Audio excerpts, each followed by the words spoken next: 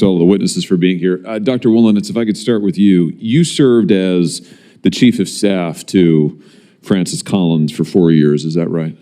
That's correct, Senator. From 2017 to 2021, is that correct? That's so correct. right through the heart of the pandemic. Yes. I noticed that Dr. Collins was intensely interested in discrediting the lab leak. I guess we'll call it a hypothesis. I think it's probably a little bit stronger than that now that we know something of what our intelligence agencies have long assessed.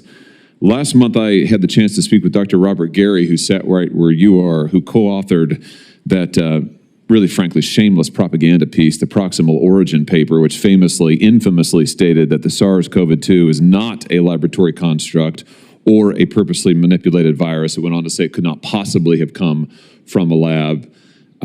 This, of course, we now know is not what multiple U.S. intelligence agencies assessed. What interests me is that your office was very involved in that paper, which was supposed to be an independent piece of scientific analysis, but Dr. Collins actually called Dr. Gary when he was supposedly working on the paper on February 1st, 2020.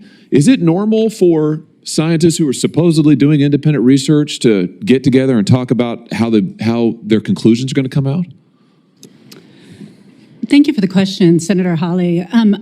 I think in general, yes, it is quite common for scientists across biomedical research fields, while they're in the process of doing research, to discuss with colleagues and other scientists. I do not believe that that is an accurate description of the conversations that took place. Well, tell us, what were the nature of the conversations?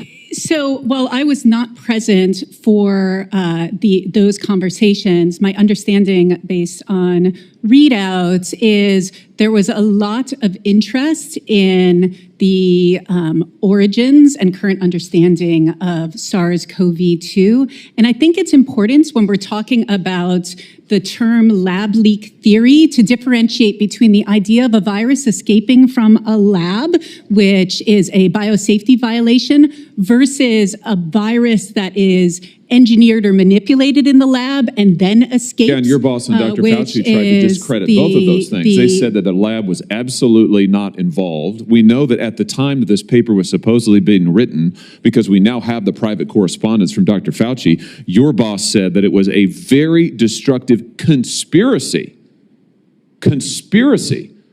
to think that there was a lab involved.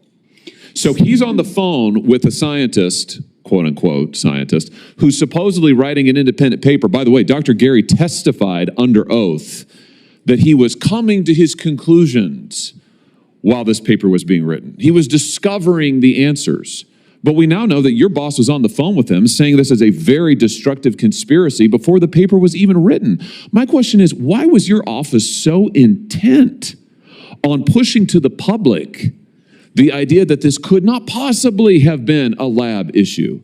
Is it because of the NIH's role in funding gain-of-function research at the lab? Is that the reason why? So, Senator Hawley, I would say that in the event of any new and emerging infectious disease, if you've ever gone through a tabletop exercise in biosecurity... Yeah. Answer my question. Is it because that NIH was actually helping to fund, EcoHealth was funding gain-of-function research? No, I believe that's an inaccurate assessment.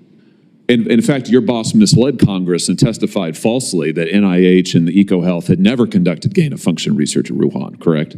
No, that's incorrect. He did testify that. I believe, sir, that what he testified to was that there was no evidence at that time that NIH was funding research that met the scope of the P3CO policy, which I want to differentiate from the term gain-of-function research. Oh, of course, this is the classic. This is the classic.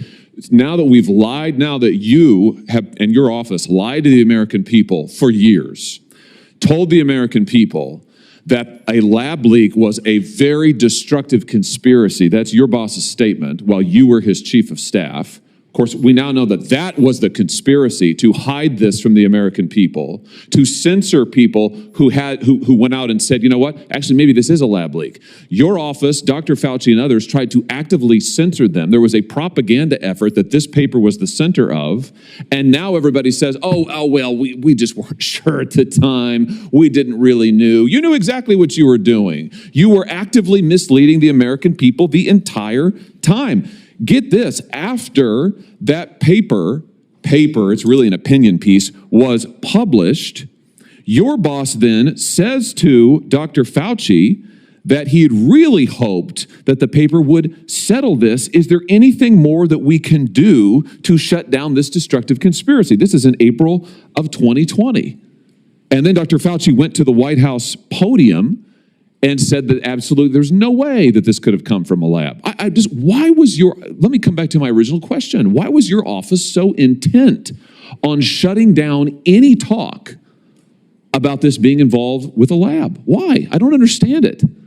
Why the hysteria? So, Senator Hawley, I will say that my understanding of the situation is that no one at NIH, including Dr. Collins, Dr. Fauci, myself, ever suggested that there wasn't the possibility that a virus had escaped from a lab. Oh, that's ridiculous. Let me just stop you right there. I cannot have these lies just continue to be told over and over again. Sorry, and wrong. That's false. You people repeatedly said it could not have come from a lab. Your boss said it was a very destructive conspiracy. Not that it was unlikely, not that it was not the best idea, a conspiracy. And based on that, you censored, and your administration that you worked for actively censored scientists, journalists, and what we now know is our own intelligence agencies at the same time were concluding and briefing members of Congress that it likely was from a lab leak. I mean, it's extraordinary. And now you've been caught red-handed because you thought that the rest of us wouldn't find out. You thought that the public would always be kept in the dark. And as it turns out, we now know these emails have become public that you were pushing this propaganda effort and yet claiming the mantle of science. Don't you see that what you have done has set back the respectability and integrity of science by generations? You were acting as propagandists. Do you regret your role in any of this? So, Senator Hawley, I don't think you've characterized. Do you regret your role in any of the misleading of the public? Do you regret your role in your office saying that a lab nexus here is a very destructive conspiracy? Do you regret your role in helping censor millions of Americans who were kicked off social media, who were disciplined at work for saying that maybe a lab was involved, which we now know the FBI thinks is the case? Do you regret it? I do not believe I ever had the role that you're describing. Do you regret anything that you did during this period? Do you regret not speaking out? Do you regret not advising your boss to temper his comments? Do you regret not opposing the censorship? Do you regret it? You're in a position of tremendous influence. I do not believe censorship took place, sir. You don't believe censorship took place? I do not. What world are you living in? Tell that to the scientists who basically lost their credentials. Tell that to the people who were kicked off of social media and banned because they asked about a lab leak. You don't believe censorship took place? The privilege is astounding. You were the chief of staff at the NIH pushing these conspiracies, pushing the effort to shut down Americans, and now you have the gall to sit here and say censorship never took place. I mean, it's unbelievable. Senator, unbelievable. Senator, I cannot believe that that's your testimony.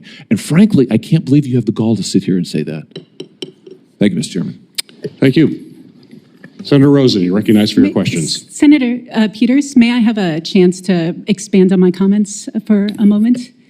If you could be brief, please. We have other questions. Yes, thank you. I think I want to make it very clear that I certainly, and I do believe this is true of others at NIH as well, including Dr. Collins and Dr. Fauci, have never dismissed that the potential origins of